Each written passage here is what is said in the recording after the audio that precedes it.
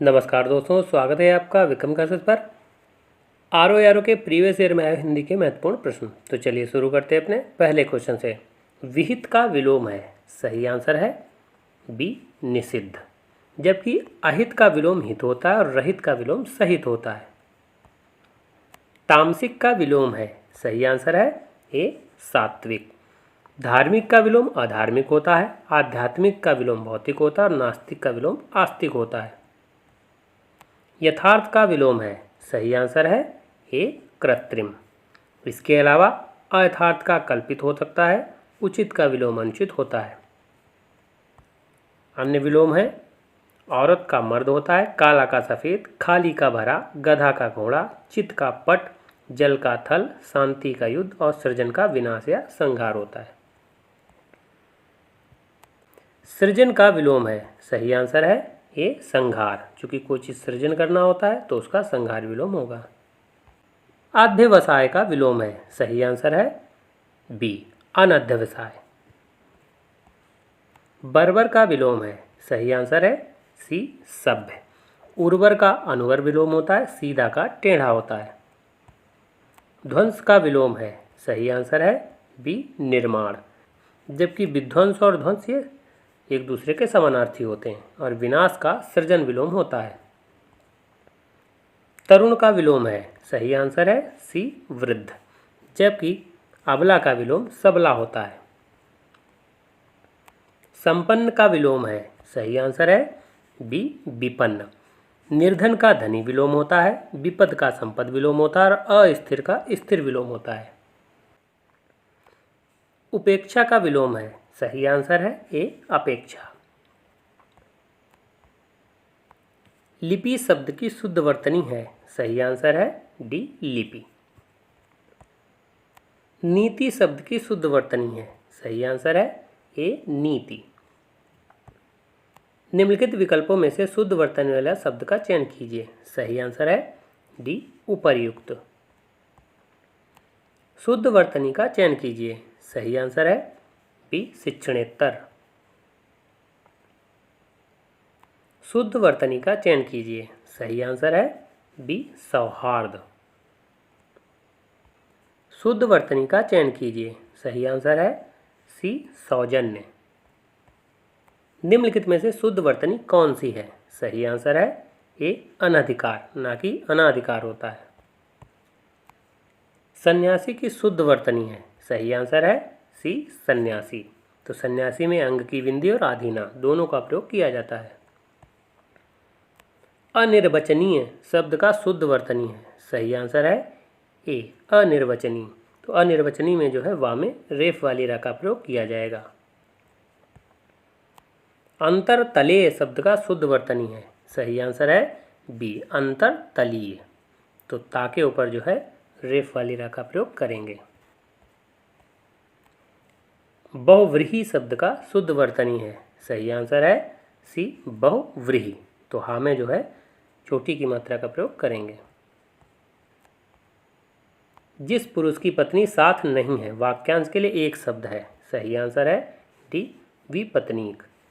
विधुर जिसकी पत्नी मर गई हो, किसी वियोग में दुखी व्यक्ति को वियोगी कहते हैं और जिसकी पत्नी ना हो उसे अपत्नीक कहते हैं।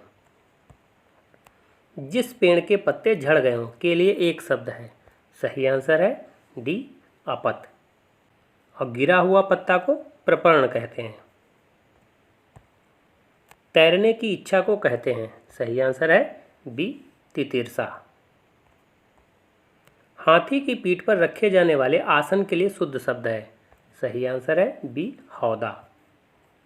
घोड़े की पीठ पर रखी गई गद्दी को जीन कहते हैं और घोड़े आदि की पीठ पर कसन की जीन को काठी कहते हैं। लोहे के जाल का बना कवच जिसे युद्ध के समय पहना जाता है उसे बख्तर या बख्तर कहते हैं।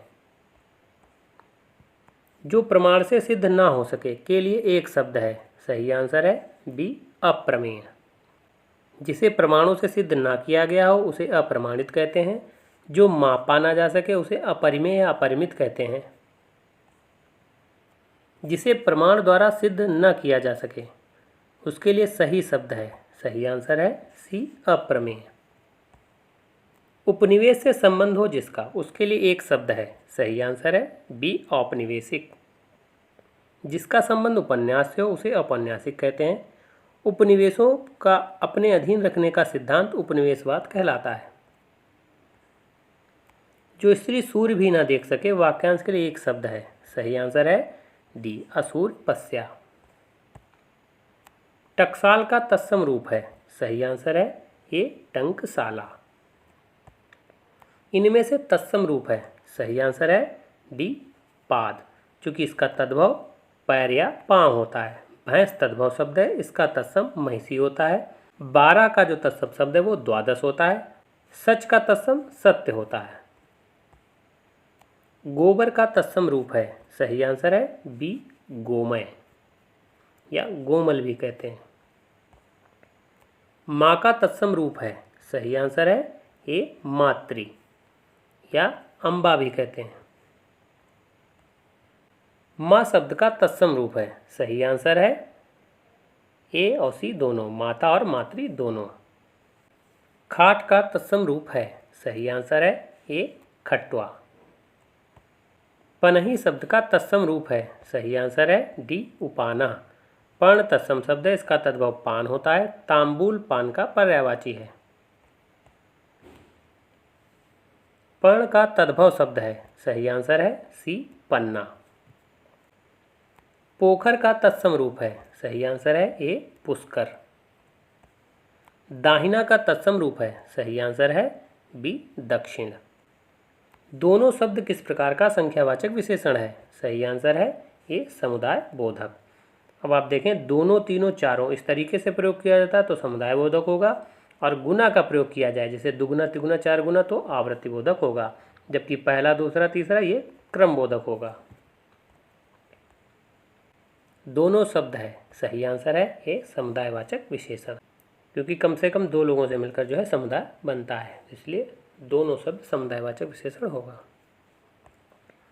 प्रतिदिन किस प्रकार का क्रिया विशेषण है। सही आंसर है डी कालवाचक। जब आप अव्यय पढ़ते हैं तो उसका प्रकार होता है क्रिया विशेषण, और क्रिया विशेषण में रीतिवाचक, स्थानवाचक, परिमाणवाचक और कालवाचक ये प्रकार दिए होते हैं। तो चूंकि दिन एक समय की बात कर रहा है इसलिए कालवाचक विशेषण होगा। इनमें से किस वाक्य में गलत विशेषण प्रयुक्त हुआ है। सही आंसर है सी यही सरकारी महिलाओं का अस्पताल है। अब आप देखें, सरकारी महिलाएं दी हैं, होना चाहिए था यही महिलाओं का सरकारी अस्पताल है, तो सरकारी अस्पताल के पहले प्रयोग किया जाना चाहिए। गुणवाचक विशेषण के कितने भेद होते हैं। सही आंसर है डी 7।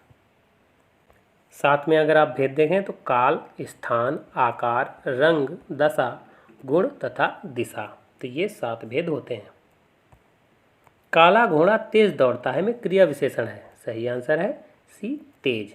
अब आप देखें, दौड़ना क्रिया है और उसकी विशेषता क्या है, तेज, तो इसलिए तेज क्रिया विशेषण होगा। गीला है, सही आंसर है बी गुणवाचक विशेषण। निम्नलिखित शब्दों में से विशेषण कौन है। सही आंसर है बी अजित। अजित का जो विशेष होता है वो अजय होता है, जबकि अकर्म और अनुशंसा ये विशेष हैं। अकर्म का अकर्मण्य विशेषण होता है और अनुशंसा का विशेष अनुशंसित होता है। निम्नलिखित शब्दों में से विशेषण कौन नहीं है। सही आंसर है बी अंतर। अंतर एक विशेष है, इसका विशेषण आंतरिक होता है, जबकि आग्नेय विशेषण है और विशेष इसका अग्नि होता है। अधिकारी विशेषण है और अधिकार इसका विशेष होता है। आग शब्द का पर्यायवाची है। सही आंसर है बी वैश्वानर। इसके अलावा अनल, पावक, वायुसखा, दहन, वैश्वानर, कृषाण, हुतासन, जातवेद, धूमकेतु ये सभी आग के पर्यायवाची होते हैं। पुंडरीक कमल का और सैंधव घोड़ा का पर्यायवाची होता है। आग का पर्यायवाची शब्द नहीं है। सही आंसर है सी व्योम। व्योम जो है ये आकाश का पर्यायवाची होता है। अनल, पावक और कृषाणु ये आग के पर्यायवाची होंगे। अग्नि का पर्यायवाची शब्द नहीं है। सही आंसर है डी सरवरी। सरवरी जो है ये रात का पर्यायवाची होता है, जबकि दहन, कृषाणु और धूमकेतु ये सभी आग के पर्यायवाची होंगे। निम्नलिखित में से कौन सा शब्द मेघ का पर्यायवाची नहीं है। सही आंसर है डी दामोदर।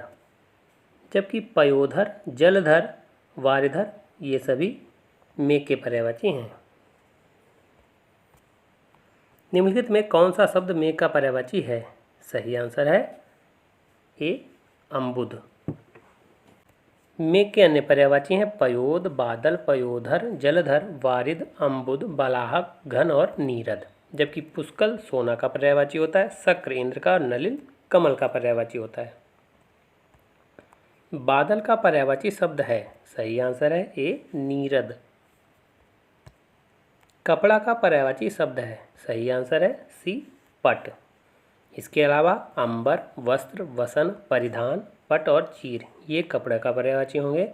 सफरी मछली का होता है, वीची लहर का और हेम स्वर्ण का पर्यायवाची होता है। निम्नलिखित में से कौन सा शब्द कपड़े का पर्यायवाची नहीं है? सही आंसर है डी वासन। वस्त्र, पट, वसन ये कपड़े के पर्यायवाची होते हैं। इसके अलावा चीर और अंबर भी कपड़े का पर्यायवाची होता है।